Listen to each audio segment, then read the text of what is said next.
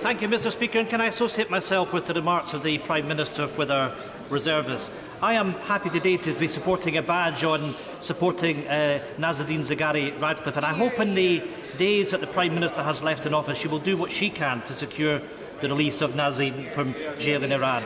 And I hope the Prime Minister will join many of us outside Parliament today in support of the climate justice activists. And I have to say to the Leader of the Opposition that it was the Scottish Government that was the first government in the UK to declare a climate emergency. And I hope that the UK responds to the leadership that Scotland is giving on this issue. Mr. Speaker, do or die, come what may. Those are the words of the Prime Minister's likely successor. The truth behind the Brexit chaos in the Tory party is encompassed in those words. The Tory dream is to drag us out of the European Union, no matter what the cost.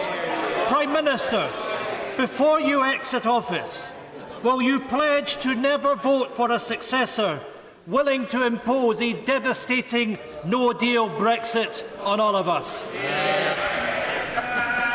Well, I have to remind the Right Honourable Gentleman yet again that he is due to be asking me questions about my responsibilities as Prime Minister. And I would remind him yet again that as Prime Minister, I voted 3 times in this House to ensure that we could take the UK out of the European Union with a deal that was good for the whole of the United Kingdom, and he voted effectively for no deal.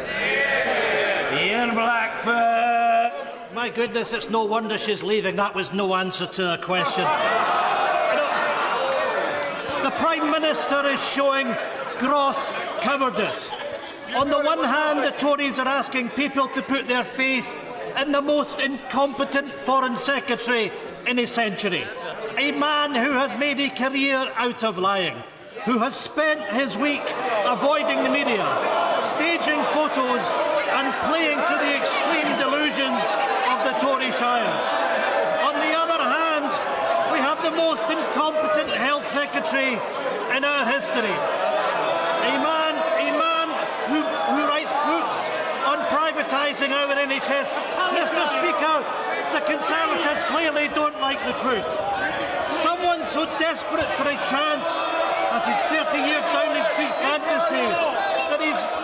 I think the Right Honourable Gentleman's concluded his inquiry. Well, if he...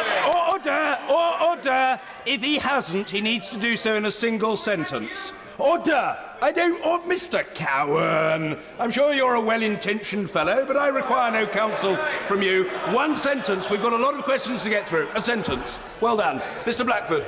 Mr. Speaker, in her last days in office, will she finally act in the best interest of these islands, not the Conservative Party, and admit that neither of the candidates for office should ever be elected Prime Minister?